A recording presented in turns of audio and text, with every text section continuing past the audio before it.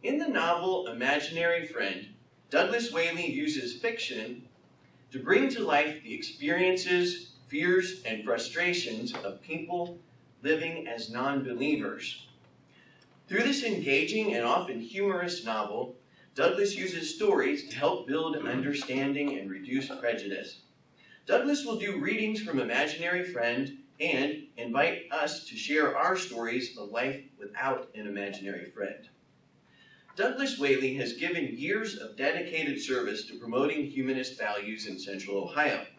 After retirement from the Ohio State University School of Law, Douglas continues his service through his blogs, through his novels, and through his work with the Evolution Theater Company.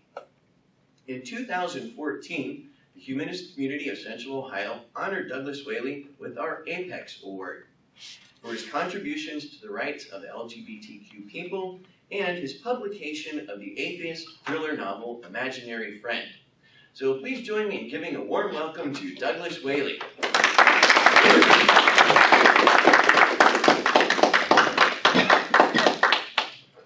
I owe a lot to this group. It was in 2012, I believe, that Derek invited me to come and give a book reading. It was the first one I ever gave, and I've now given 10 or more across the country, and even one by Skype to Great Britain, of my novel Imaginary Friend. So he started me off, and it was, therefore, I'm very, very grateful. I'm now a member myself, and I see some familiar faces out here.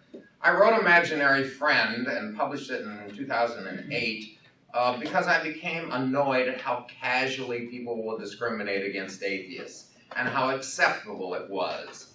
And I decided, I'm a teacher, as he said, I'm a law professor at Ohio State, and I thought, I wonder how I could teach people that that's not right. And I one time heard it said that the easiest way to teach people is to really involve them in a story. So I thought, well, write a novel. There are all the nonfiction works about atheism out there by the famous authors and Dawkins and Hitchens and Harris and so forth. And I thought, but we're not doing it in fiction, so I put it in the form of a thriller, and it begins at Ohio Stadium right here in Columbus, Ohio, where a bomb planted by Islamic militants goes off at halftime just as it goes off in other stadiums across the country, creating a lot of difficulties. And our hero is a man named Franklin Whitestone, who's a lawyer in Columbus, Ohio, and completely by accident, he ends up saving a lot of people and is promptly whisked off to New York City to be on a a TV talk show, similar to the Larry King kind of show. It's a call-in kind of thing. And he's sort of bewildered by the whole experience, and he goes with a woman named Kelly, who is the woman he has been dating now for some time, and they have a major meal at the television station's expense. And before he is to go on the air, and at the meal, she orders wine.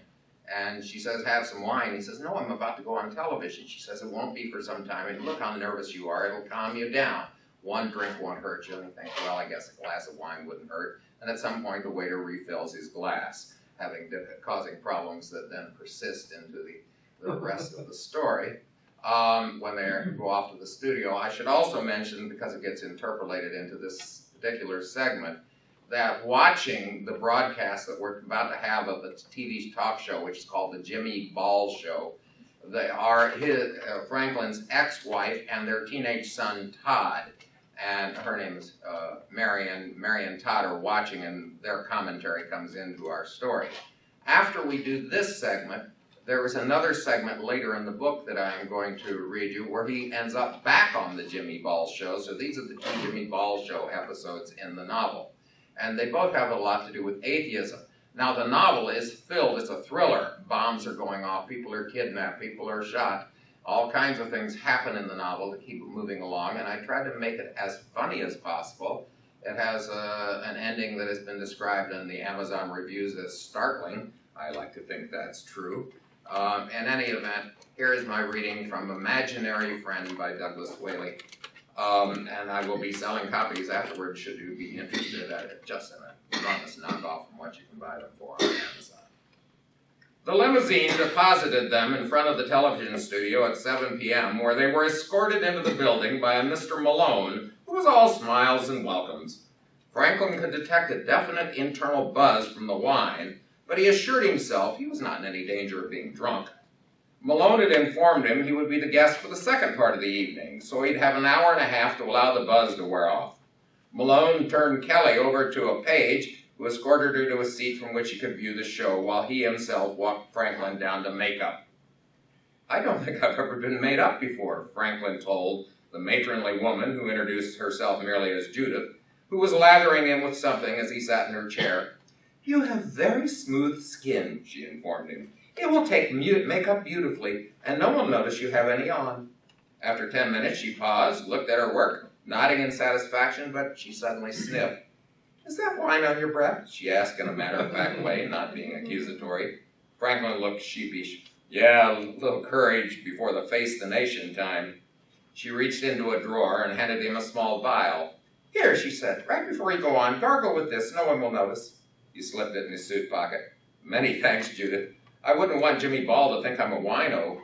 "Jimmy Ball talks so much, the wind keeps him from smelling anything within a 10-foot radius." "Well, thanks anyway," he said as he rose from the chair. She smiled. "Break a leg," she said, which proved prescient. Malone then ushered Franklin into what he called the green room, which was in fact painted green, and told him that he should wait here until it was time to take him to the studio. He gave Franklin a remote control for a large television mounted on a wall. "You may or may not want to watch the show," he said. "Guess various whether they think it's a good idea or not. Now, where is Hubie?" Malone worried, looking around at his very expensive watch. "Hubie?" Franklin inquired, but then, before Malone could answer, he jumped to the right conclusion. "Hubie Llewellyn?" "Yes," Malone replied with a nod of his head. "He's tonight's first guest. His latest comedy, Wife Trouble, opened on Friday, and he'll be here to plug it. I just hope he's sober." Sober, Franklin thought about it, and remembered Llewellyn's large red drinker's nose. And just then the green room door opened, and Hubie Llewellyn himself, all 300 pounds, came into the room. He threw his arms around a squirming Malone and hugged him tightly. "Oh, baby," he boomed. "Were you taking bets on whether I'd make it or not?" Malone freed himself with as much dignity as he could muster. "Not at all. You were ever the professional, Mr. Llewellyn," he lied and fled the room. Llewellyn put his huge overcoat on a hanger by the door and then took off his suit coat, which he hung next to it. Huge sweat marks bathed the area of his shirt under his armpits. He turned and smiled at Franklin. "For a 5th time on this show," he said with a wink. "You?" Barely believing a famous person like Hubie Llewellyn was treating him so casually, Franklin grinned back stupidly. "My first time on national TV," he said in reply.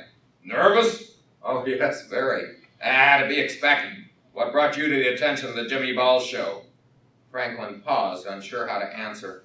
"I was in an explosion at a football stadium and I ended up on TV," he explained. Llewellyn looked at him carefully. "Wait a minute. You're the guy who held that thing up and let all those people run under it." "Okay, yes." "Well, hell, I certainly want to shake your hand, dude," Llewellyn said, grabbing it and pumping vigorously. "God damn it, man, you were awesome." That made Franklin feel even worse. "Now I'm jumpy as a dog in a thunderstorm." "Here," Llewellyn said, walking over to his overcoat and reaching into the pocket and pulling out a silver flask. "Have a drink of this and calm yourself down." He unscrewed the cap and had a swallow and held it out to Franklin. "Oh, no," the latter said, waving it away. "Best not to." "Friend, this is how I get through everything, and I mean everything. Look," he said, returning the flask to the pocket. "It's in here. Help yourself if you change your mind." Thanks anyway. "Well, you shouldn't underestimate the curative powers of good whiskey. Just one sip, you'll feel like a tiger. Eat Jimmy Ball and all those callers right up. Let me tell you about the first time I was stupid enough to go on this show." And he launched into a long story about being a guest right here after getting a messy and very public divorce. It involved his ex-wife phoning him on the air and accusing him of bestiality. "Almost ruined my career, and I wasn't even guilty. I love that basset hound, you understand, but not in the way she insinuated. Bitch just trying to take me down." "Time to go, Mr. Llewellyn," Malone said as he popped into the room. He took Llewellyn's suit jacket down from the rack and helped him into it. Llewellyn shook Franklin's hand once more as he left. "You're a hell of a man, kid," he said. "Hell of a man." Alone in the green room, Franklin couldn't sit, couldn't think. His hands were trembling again, and he stuck them into his pockets trying to stop that. How in the world was he going to get through this? Without thinking about it, Franklin found himself with a silver flask in his hand, and he hurriedly took a sip. He put the flask back in Lullen's overcoat and then sat down on a large leather chair just as Jimmy Ball's show came on the TV. Strangely, Franklin did feel much calmer, and this happened almost immediately. After all, he asked himself, how hard could this really be? He did notice the buzz was back. "We're back," Jimmy Ball announced, as if it were necessary to explain his sudden reappearance on screen. His voice then dropped an octave, and his normally twinkling blue eyes narrowed with concern. "As you know," he intoned, "yesterday was the worst nightmare this great country has endured since the horrors of 9/11/2001. But this morning, 68 people were pulled from the cave-in at Ohio Stadium in Columbus. Amazingly, 54 of them got out under their own power when rescue teams and construction workers, after digging all night, knocked down a wall early this morning. What happened then has been replayed over and over today, but even if you've seen it multiple times, it's worth watching once more. Roll it, Marty," he had commanded. Standing backstage, Franklin watched mesmerized as a monitor near him displayed the now famous footage. He had not seen it until this moment. And the drama of the collapsing wall, he himself suddenly exposed, blinking in the sunlight, unbelievably dirty, turning startled as this beam circled with deadly accuracy towards his head, grabbing it on and holding it, posed like a hero in an action movie, while what seemed like an endless stream of people ran under his arms. It all floored him. Had it really happened like that? To him? No wonder they'd flown him to New York to be on this show. Malone, standing behind Franklin, gave him a slight push, and he walked unsteadily into the bright lights of the studio set, shook hands with Jimmy Ball, who motioned him into a plush chair on the other side of Ball's desk, and sat down.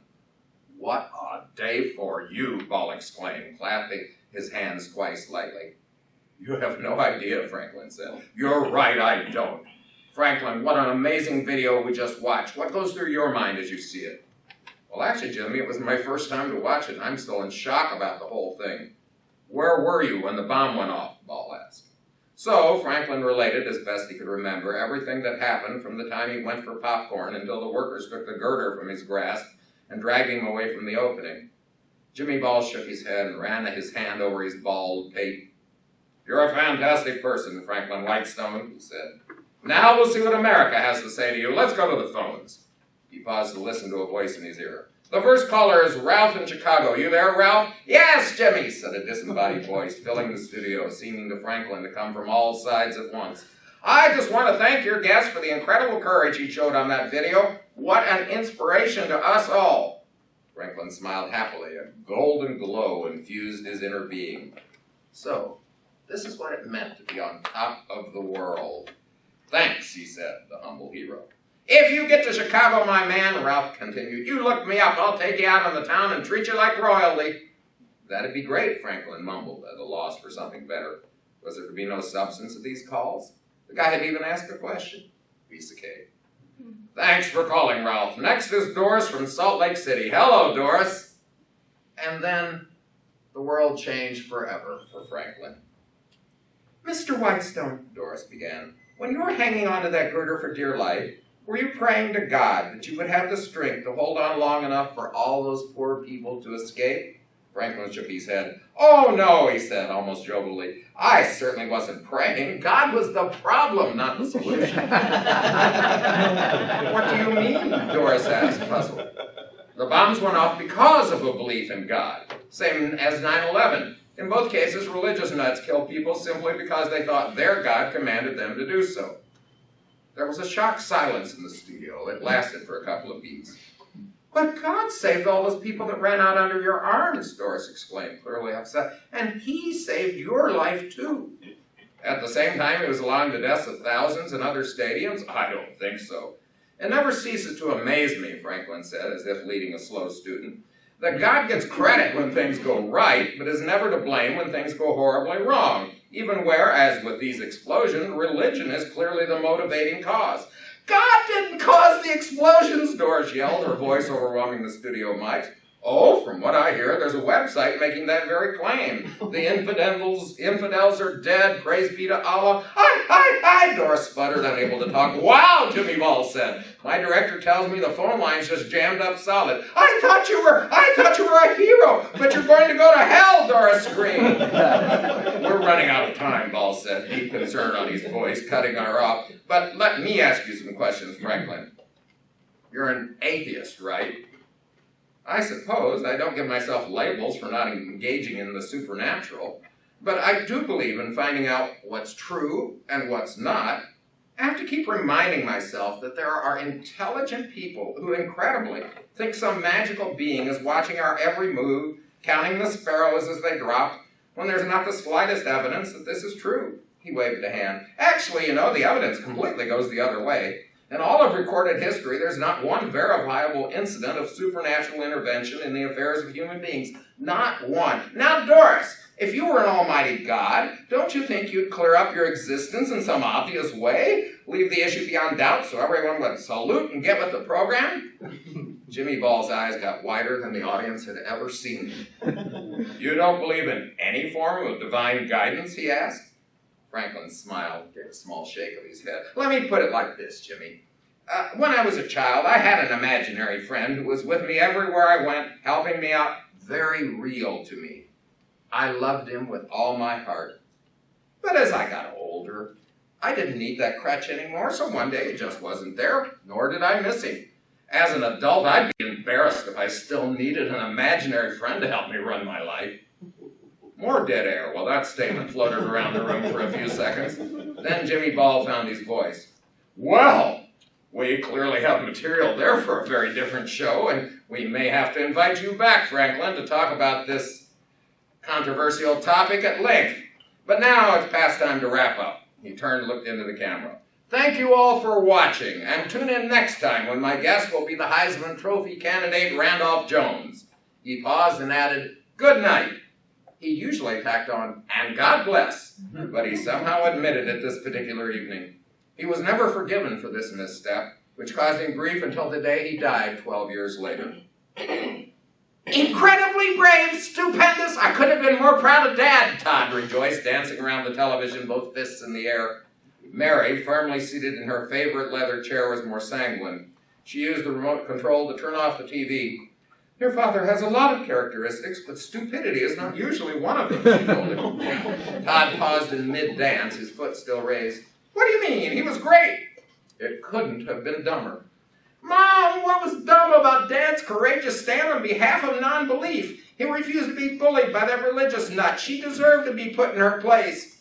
He dragged his atheism into a conversation where it was irrelevant, and I'm afraid he'll pay dearly for it. Todd leaned in close to her. Mom, you're an atheist yourself. Don't be a hypocrite. Yes, she conceded, rising. I'm an atheist, but his remarks are so over the top they offended even me. Offended you? Are you ashamed of being a non-believer? He followed her into the kitchen. No, but I'm circumspect about the occasions in which I bring it up. I certainly wouldn't do so gratuitously on national television. Todd, you have to learn to be careful. You can't stick your head into a beehive without instantly regretting it. Tom looked unconvinced. Well, Dad is my hero. He's not afraid of the consequences of telling the truth. Then he's a fool.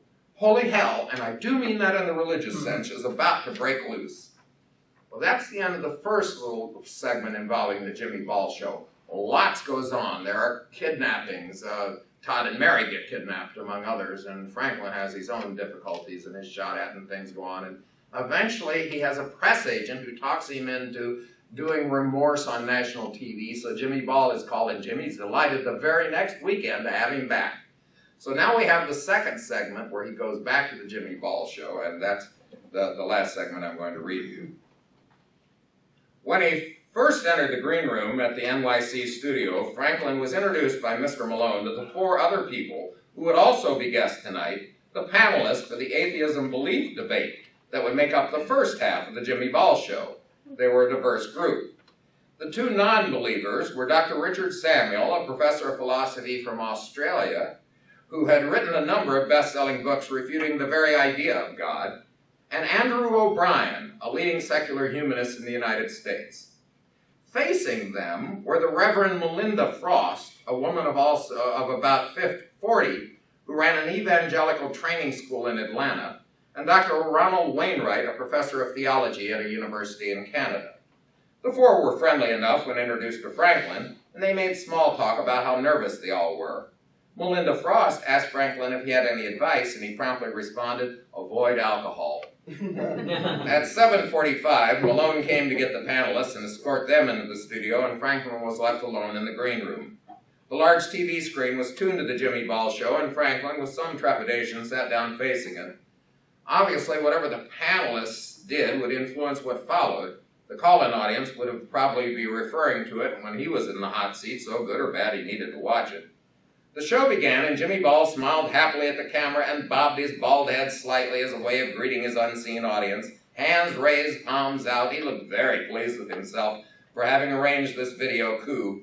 He clearly believed this show would be the highlight of his long career, and as it happened, he was right. Nothing Ball ever did top that. On his deathbed, he would look back on it with a big smile on his face.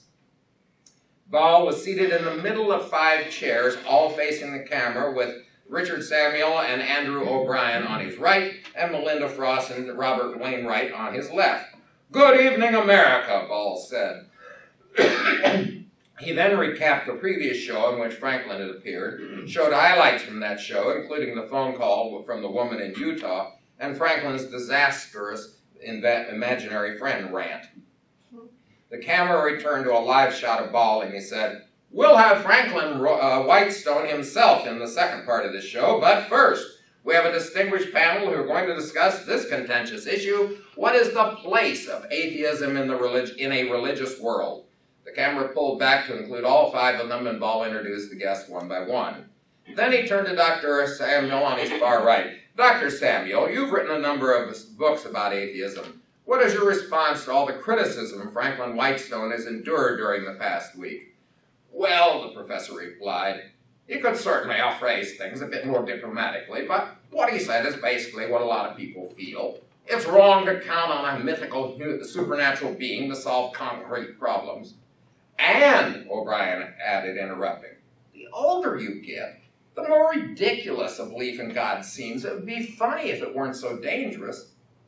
"Dangerous?" Ball asked. "All those wars, all this terrorism, all this discrimination against those who believe something other than what you believe and are condemned for it, that's what's dangerous." "No! What's dangerous," Melinda Frost corrected, "is depriving the world of a belief in God when that belief is vitally necessary for survival.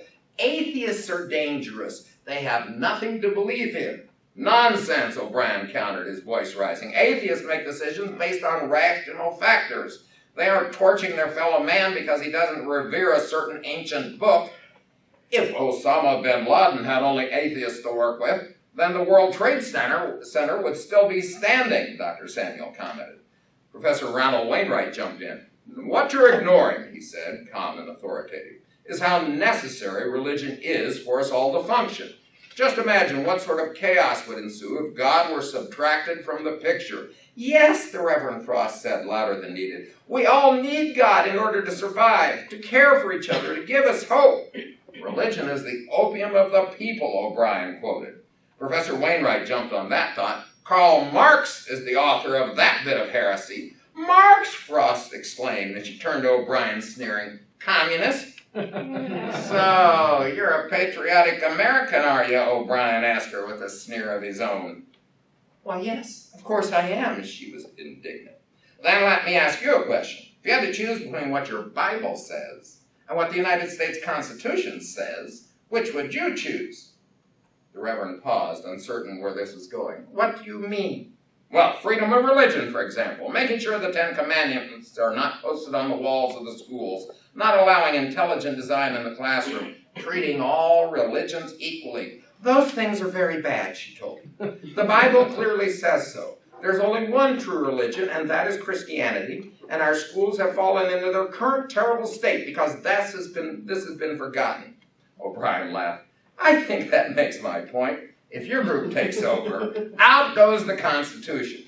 She had a response for that. And if your group takes over, religious people will be herded into corners and shot. The discussion, already descending, now went downhill faster from this point on, volume and tempers rising. Both professors tried to keep things on an intellectual plane, but their debating partners had no patience for that. At one point, O'Brien and Frost abandoned any pretense of civility and began exchanging epithets like bigot, blasphemer, religious bigot, tool of Satan. Suddenly, the two combatants rose from their chairs, starting for each other. No telling what would have happened, except for the courage shown by Jimmy Ball himself, who immediately jumped between them, arms spread wide, palms planted on the chest of each.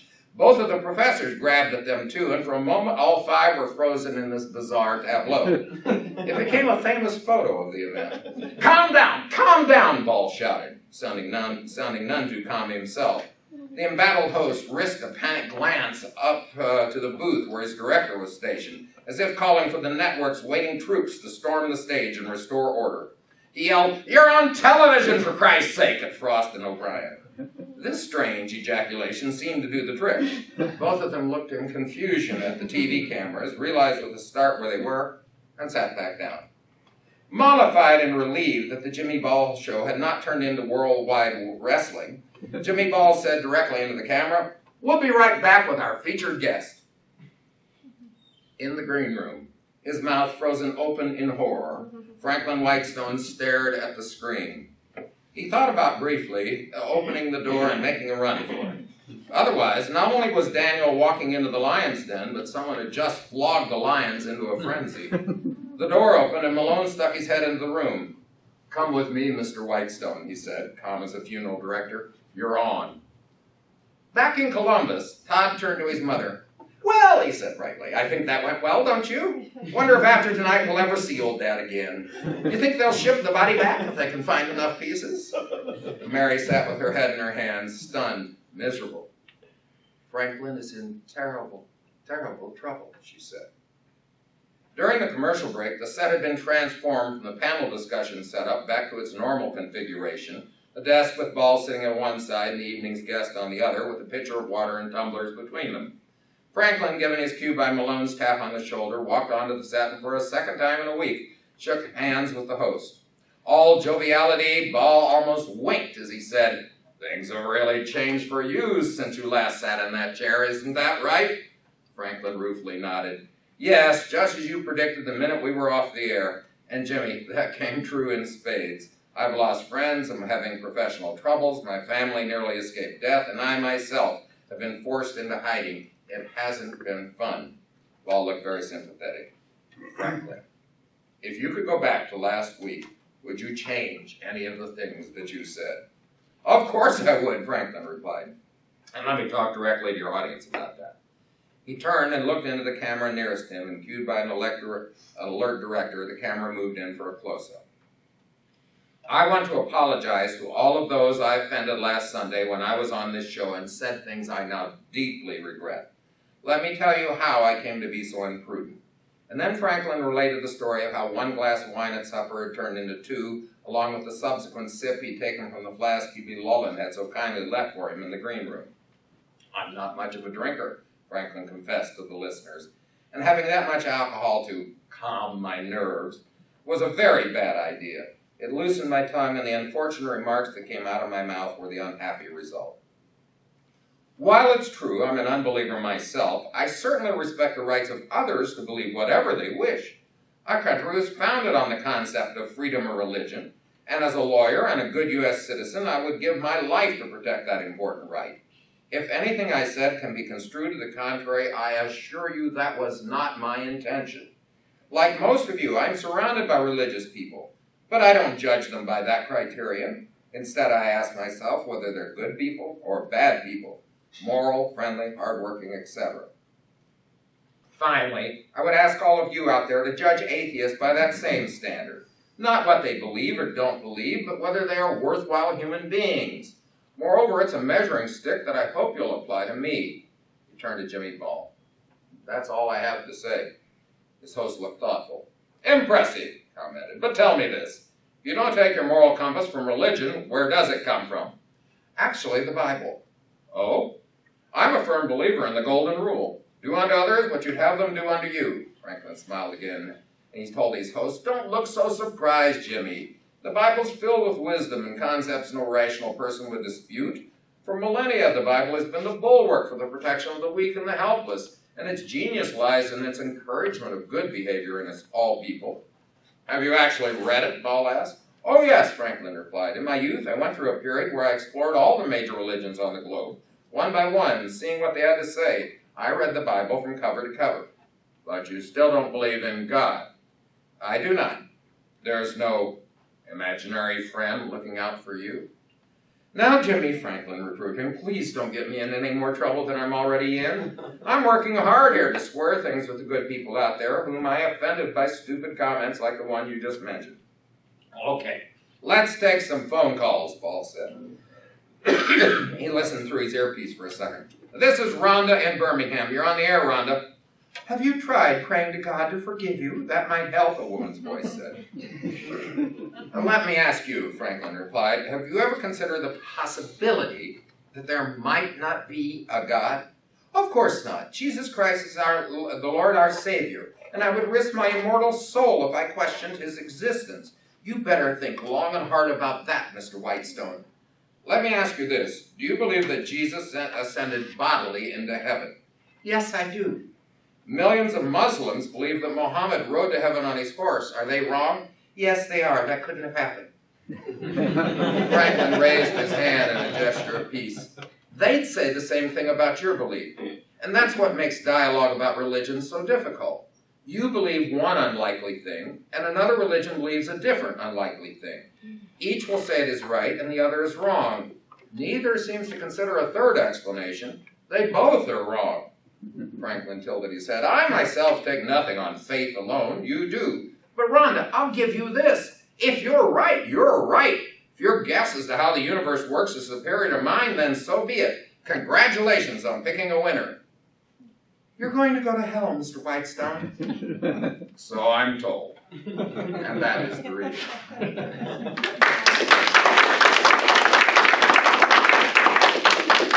Again, I want to thank you for having me. We're going to have some questions and answers.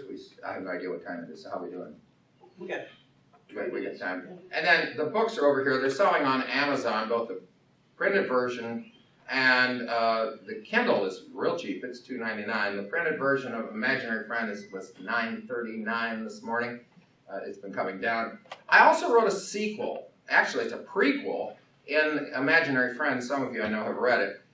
He gets involved with a gay man who helps him create a disguise that helps him tremendously when he's trying to avoid crowds and so forth. And the gay man had some small part in this, but he was an ex-CIA agent.